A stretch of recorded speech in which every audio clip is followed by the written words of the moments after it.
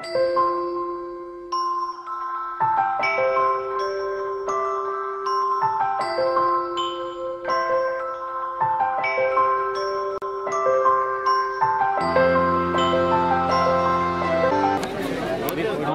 का हेडक्वार्टर मेरे कॉन्स्टिट्यूंसी में है। मोहन भागवत जो आरएसएस के चीफ है, जो पूरे हिंदुस्तान के आरएसएस के हेड है, मोहन भागवत, वो मेरे वोटर है।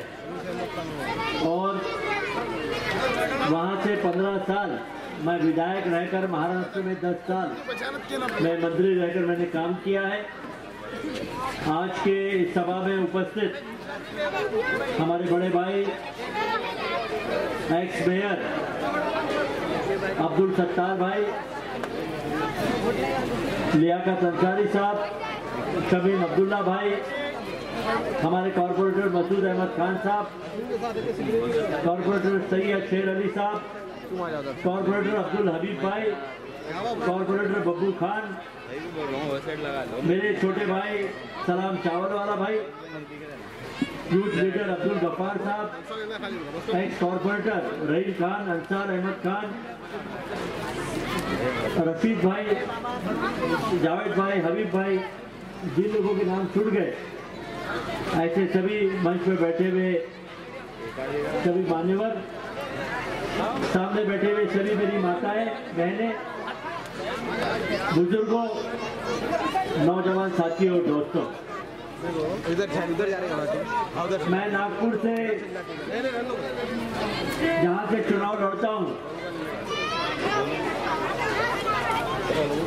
वो आरएसएस का एक गढ़ है। पूरे हिंदुस्तान में जहाँ पर भी फितने होते हैं, ये नागपुर से प्लानिंग होती है। मैं जहाँ से चुनाव लड़ता हूँ, वहाँ पर नितिन गडकरी भी चुनाव लड़ते हैं। महाराष्ट्र के वजीर आला अभी जो है देवेंद्र फडणवीस, वो भी नागपुर से चुनाव लड़ते हैं और मेरे कॉन्स्टिट्यूंसी में लड़ते हैं। मोहन भागवत मेरे वोटर हैं और आरएसएस के लाखों लोग नागपुर में रहते हैं। और ये आरएसएस और भारतीय जनता पार्टी के लोग और इनके नेता नरेंद्र मोदी ने आप लोगों से 5 साल पहले सरकार में आने के पहले बहुत सारे सपने पूरे हिंदुस्तान को दिखाने का काम किया था। इन्होंने नारा लगाया था, बेटी पढ़ाओ बेटी बचाओ। ये नारा नरेंद्र मोदी ने लगाया था। इन्होंने नारा लगाया था अपने इलेक्शन मैनिफेस्टो में, वादा किया था कि हर साल हम 2 करोड़ लोगों को रोजगार देंगे और 5 साल में 10 करोड़ लोगों को रोजगार देंगे। मैं पूछना चाहता हूं वजीर आजम साहब से कि पूरे 5 साल पूरे हो गए, आपने कितने लोगों को रोजगार दिया, कितने लोगों को सरकारी नौकरी दी, कितने उद्योग आपने इस मराठवाड़ा रीजन के अंदर में लाए, कितनी इंडस्ट्री इस महाराष्ट्र में, हिंदुस्तान में लाने का काम आपने किया, कितने लोगों को रोजगार देने का काम किया। मेरा दावा है इन्होंने रोजगार तो नहीं दिया, नौकरी नहीं दी, रोजी रोटी जिन लोगों को नौकरी थी, जिन लोगों की रोजी रोटी चल रही थी, उन लोगों से भी नौकरी छीनने का काम, रोजी रोटी छीनने का काम ये भारतीय जनता पार्टी ने किया। भारतीय जनता पार्टी ने अपने इलेक्शन मैनिफेस्टो में नरेंद्र मोदी जी ने काला धन लाने की बात कही थी। मुझे अच्छे से याद है, रामदेव बाबा जहां पर भी भाषण देते थे कहते थे कि पेट्रोल 35 रुपए का हो जाएगा, गैस के सिलेंडर आधे भाव से हो जाएंगे। लेकिन आप देख लीजिए 5 साल में आज पेट्रोल क्या भाव हो गया, ये आप देख लीजिए। गैस के सिलेंडर, मेरी माताएं बहनें बैठी हुई है, गैस के सिलेंडर के भाव क्या है ये आपको मालूम है। 5 साल पहले दाल का क्या भाव था, चावल का क्या भाव था, गेहूं का क्या भाव था, और 5 साल के बाद में कितनी महंगाई बढ़ाने का काम ये भारतीय जनता पार्टी ने किया है। अशोक राव चौहान जो महाराष्ट्र के वजीर आला थे, उनके मिनिस्ट्री में मैं अक़लियतों का वजीर बनकर मैं 2008 में आया। अक़लियत समाज के लोगों के लिए, बेरोजगारों के लिए, उर्दू स्कूल के लिए, हज हाउस के लिए, उर्दू घर के लिए, जो हमारे स्कूल में जाते हैं बच्चे, उनके स्कूल के यूनिफॉर्म के लिए, और हर पढ़ने वाले को स्कॉलरशिप देने का काम अशोक राव चौहान साहब की मिनिस्ट्री में जब वो वजीर आला थे तो मैंने वजीर करके पूरी योजना मैंने बनाई, और पूरी योजना बनाकर आज महाराष्ट्र के जितने भी अक़लियत समाज के बच्चे हैं, पूरे महाराष्ट्र में लड़कियां हैं, आज हर बच्चे को 25-25 हजार रुपए मिल रहे हैं, और हर साल करोड़ों रुपए। अशोक चौहान साहब की जो मिनिस्ट्री में मैंने योजना बनाई थी, वो योजना हमने शुरू किया था, वो योजना आज भी चल रही है। पूरे हिंदुस्तान में कहीं पर भी 2 या 3 एम्बार्केशन पॉइंट नहीं है हज को जाने के लिए, लेकिन कांग्रेस की सरकार में हम लोगों ने 3-3 एम्बार्केशन पॉइंट बनाया था। बंबई से एम्बार्केशन पॉइंट बनाया था, नागपुर से बनाया, और औरंगाबाद, यहां से नांदेड़ से जितने हाजी हज जाते हैं उनके लिए औरंगाबाद से डायरेक्ट हज की फ्लाइट और हज का हाउस बनाने के लिए हमने पैसा अलॉट किया। नागपुर के अंदर में मैंने हज हाउस बनाने का काम किया, अक़लियतों के लिए स्कॉलरशिप बनाने का देने का काम किया। पूरे महाराष्ट्र में जितने भी कब्रिस्तान है, स्कूल है, हर साल हमने 50-50, 100-100 करोड़ रुपए देकर कब्रिस्तानों की दीवारें बनाने का काम किया। हर साल उर्दू स्कूलों को 2-2 लाख रुपए देने का काम किया। उर्दू डीएड लाने का काम किया, उर्दू बीएड लाने का काम किया, और हमारे बच्चों को, बच्चियों को आला तालीम देने की शुरुआत अशोक राव चौहान साहब ने पूरे महाराष्ट्र में शुरू की। लेकिन जो सरकार मोदी की सरकार है, जिन्होंने नारा लगाया था सबका साथ सबका विकास, आप देख लीजिए कि आपने क्या माइनॉरिटी का विकास किया है, क्या आपने अक़लियतों का विकास किया है, क्या आपने अक़लियत बच्चियों को लोन देने का काम किया? अरे भैया, आपने तो जो नौकरी कर रहे थे उनकी नौकरियां छीनने का काम किया, क्योंकि नोटबंदी आपने जो की, जो लोग रोजगार थे, जो इंडस्ट्री चल रही थी, जहां जहां पर उद्योग चल रहा था, वो उद्योग बंद हो गए और लोगों की नौकरियां चले गई। हमारे अक़लियत समाज के बच्चे बेरोजगार हो गए, जो 2 वक्त की रोटी रात दिन मेहनत करके अपने पैरों पर खड़े हो रहे थे, वो उनकी नौकरी छीनी गई। और ऐसे महाराष्ट्र में बड़े बड़े शोरूम, बंबई के अंदर में प्रॉपर्टी के दाम गिर गए, बड़े बड़े इंडस्ट्री बंद हो गए, प्रॉपर्टी का बिजनेस पूरा खत्म हो गया। और मोदी जी कहते थे कि हम काला धन लाएंगे, रामदेव बाबा कहते थे कि नरेंद्र मोदी पूरा काला धन लाएंगे, लेकिन इन्होंने काला धन 1 पैसा भी नहीं लाया। लेकिन जितने काले धन वाले थे, चाहे वो नीरव मोदी हो, चाहे विजय माल्या हो, चाहे कोई भी हो, ये सारे लोगों को देश से भगाने का काम भारतीय जनता पार्टी ने किया। सिर्फ भगाया ही नहीं, जो आपका ईमानदारी का हिंदुस्तान का जो पैसा था, जो आप टैक्स भरते हैं अच्छा पीने का पानी पीने के लिए, जो आप टैक्स भरते हैं अच्छी बिजली मिलने के लिए, जो आप टैक्स भरते हैं आपके अक़लियत समाज की जो बस्तियां हैं उसमें डेवलपमेंट होना चाहिए उसके लिए, वो सारा का सारा पैसा ये सब मोदी लोगों ने लेकर हिंदुस्तान से भाग गए। जो लोग इंदिरा गांधी के जमाने में मुसलमानों को हज की सब्सिडी मिलती थी, हमने कभी मुसलमानों ने सब्सिडी नहीं मांगा, लेकिन पानी के जहाज बंद होने के बाद में इंदिरा गांधी जी ने तय किया कि बंबई से पूरे जहाज जाते हैं, और पहले बहुत सस्ते में हवाई जहाज, पानी के जहाज जाते थे, इसलिए उन्होंने हवाई जहाज शुरू किया कि लोग हवाई जहाज से जाना चाहिए और उसका आधा पैसा केंद्र सरकार देंगी। ये इंदिरा गांधी ने शुरू किया था।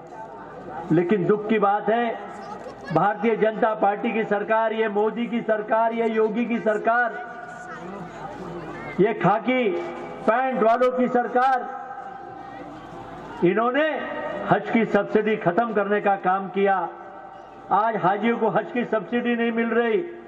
सुप्रीम कोर्ट में गए, सुप्रीम कोर्ट ने ऑर्डर दिया कि जो हज की सब्सिडी का पैसा था, जो हाजियों को पैसा मिलता था हर साल 1000 करोड़ रुपए, वो पैसे से अक़लियत समाज के यूनिवर्सिटी बननी चाहिए, अक़लियत समाज के लोगों के लिए अच्छे अच्छे कॉलेज बनना चाहिए, अक़लियत समाज के लड़कियों के लिए अच्छे से अच्छी स्कूल बननी चाहिए, अच्छा तालीम मिलना चाहिए। मुझे बता दीजिए पूरे हिंदुस्तान में कितने यूनिवर्सिटी इन्होंने अक़लियत समाज के लिए शुरू किया, दलित समाज के लिए शुरू किया, ओबीसी समाज के लिए शुरू किया, वंचित समाज के लिए शुरू किया, और ये नारा लगाते हैं सबका साथ सबका विकास। हमारा सबसे बड़ा सवाल आज ये है, या मौलाना ओबैदुल्ला आज़मी साहब यहां पर आने वाले हैं, अभी नांदेड़ में एयरपोर्ट पर हमने उनको रिसीव किया, वो मुस्लिम पर्सनल लॉ के ऊपर में बोलने वाले हैं, 2 तलाक का मामला है उसके ऊपर में बोलने वाले हैं।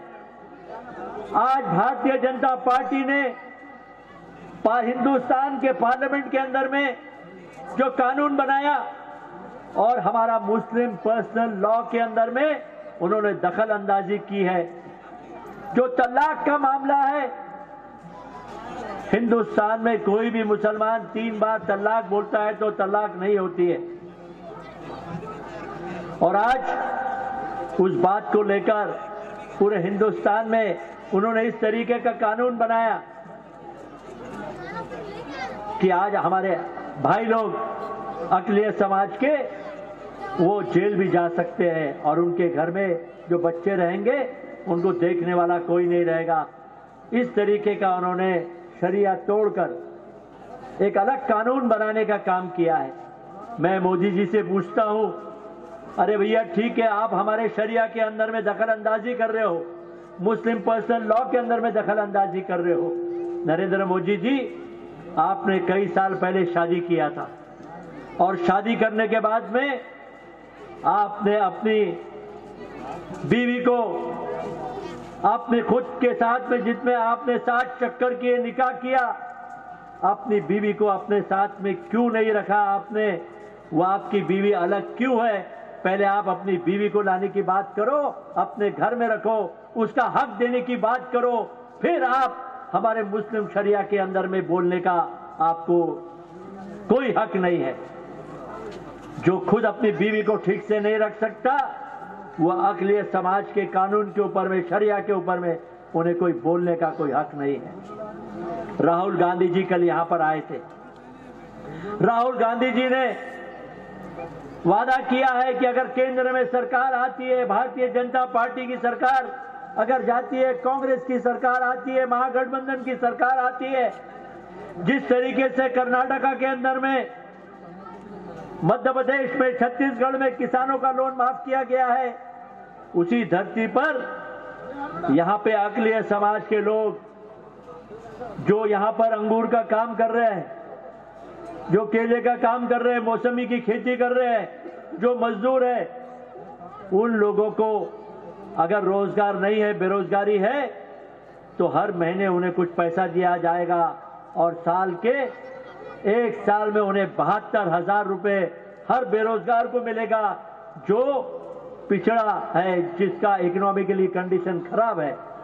ऐसे हर मुसलमान नौजवान को, दलित नौजवान को, ओबीसी नौजवान को हर साल 72,000 रुपए उसके खाते में आ जाएंगे। और मोदी जी आपने तो कहा था कि 15 लाख रुपए हर घर में 15 लाख रुपए मिलेंगे, हर बेरोजगारों को 15 लाख रुपए मिलेंगे। मैं यहां पूछना चाहता हूं, क्या भैया मोदी सरकार ने आपको 15 लाख रुपए दिए क्या अच्छे दिन आए क्या? और आज अच्छे दिन तो नहीं आ गए, अब तो हमको गाना गाना पड़ रहा, भैया हमारे पुराने दिन ही लौटा दो, हमारे पुराने दिन ही अच्छे थे। मैं पिछले एक हफ्ते से पूरा हिंदुस्तान घूम रहा हूं। देख लीजिए, नागपुर में चुनाव हुआ, जहां आरएसएस का गढ़ है, उस नागपुर के अंदर में वहां पर जो चुनाव हुआ है, वहां भारतीय जनता पार्टी हार रही है और कांग्रेस जीत रही है। उस नागपुर शहर के अंदर में आप यवतमाल चले जाइए, वर्धा चले जाइए, चंद्रपुर चले जाइए, एक कांग्रेस की एक लहर लगी हुई है और कांग्रेस हर जगह आगे आ रही है और भारतीय जनता पार्टी पीछे हो रही है। जिस महाराष्ट्र में सिर्फ 2 खासदार थे, मेरा दावा है कि इस महाराष्ट्र में कम से कम 40 खासदार चुनकर आएंगे। आंध्र प्रदेश में हमारे खासदार चुनकर आएंगे, कर्नाटका में आएंगे, मध्य प्रदेश में, यूपी के अंदर में जहां प्रियंका गांधी रात और दिन मेहनत कर रही है, वहां हमारे खासदार चुनकर आएंगे। और अगर हमारे खासदार चुनकर आएंगे तो भारतीय जनता पार्टी के खासदार कम होंगे। तो मैं आपसे पूछना चाहता हूं कि क्या नरेंद्र मोदी वजीर आजम बनेंगे? ये सवाल मैं आपसे पूछना चाहता हूं। समय बहुत कम है, 6 बजे तक टाइम है, 5 बजे तक टाइम है। सत्तार भाई और ये सब लोग चाहते हैं कि जल्दी से जल्दी अशोक चौहान जी और बाकी मंत्री लोग और हमारे मौलाना ओबैदुल आजमी साहब, वो निकल चुके हैं, वो भी यहाँ पर आ रहे हैं मेरे साथ। कई उम्रा और कई हज में हम लोगों ने किया है। मैंने वक्फ मंत्री रहते हुए पूरे मराठवाड़ा के अंदर में वक्फ की जमीनों को बचाने का काम किया। अंबानी को नोटिस देने का काम आपकी दुआ से मैंने किया और वक्फ की लिए सलाम चाल वाला भाई ने और हमने पूरे मराठवाड़ा के अंदर में एक एक वक्फ की जमीन बचाने के लिए हम लोगों ने लड़े और सारी वक्फ की जमीन को बचाने का काम हम लोगों ने किया। और हमें पूरा यकीन है कि जिस तरीके से अशोक चौहान साहब की मिनिस्ट्री में, हमारी मिनिस्ट्री में उर्दू शिक्षक के 214 टुकड़ियों को हमने जीआर निकाल के मंजूरी देने का काम किया। और हम चाहते हैं कि उर्दू समाज के जो बच्चे हैं, उर्दू के साथ साथ वो अंग्रेजी भी सीखे, मराठी भी सीखे और अपने पैरों पर खड़े होकर वो आला तालीम ले सके और वो अपने रोजगार कमा सके। राहुल गांधी जी के पास में बहुत सारी योजनाएं हैं। मुझे उम्मीद है कि इस बार राहुल गांधी जी को आप पूरी ताकत देंगे, राहुल गांधी जी को हिंदुस्तान का वजीर आजम बनाएंगे और नरेंद्र मोदी, जो भारतीय जनता पार्टी है, जो बहुत सारे जुमले देती है और कहती कि तो हमने सिर्फ इलेक्शन में जुमला दिया था, उसका नाम मैं भारतीय जनता पार्टी नहीं बल्कि भारतीय जुमला पार्टी कहूंगा। आज ऐसी जुमला पार्टी को हमें घर भेजना है और कांग्रेस को मजबूत करना है। आप सब अखिलेश समाज के लोग, दलित समाज के लोग कंधे से कंधा मिलाकर, कदम से कदम मिलाकर कांग्रेस को मजबूत पूरी ताकत दे, यही कहते हुए अशोक चौहान जी को पूरी ताकत से आप चुनकर लाएंगे और उनके दोबारा यहां से खासदार बनाकर हिंदुस्तान में एक बड़ा नेता बनाएंगे। यह कहते हुए अपने 2 शब्द समाप्त करता हूं। धन्यवाद। जय हिंद।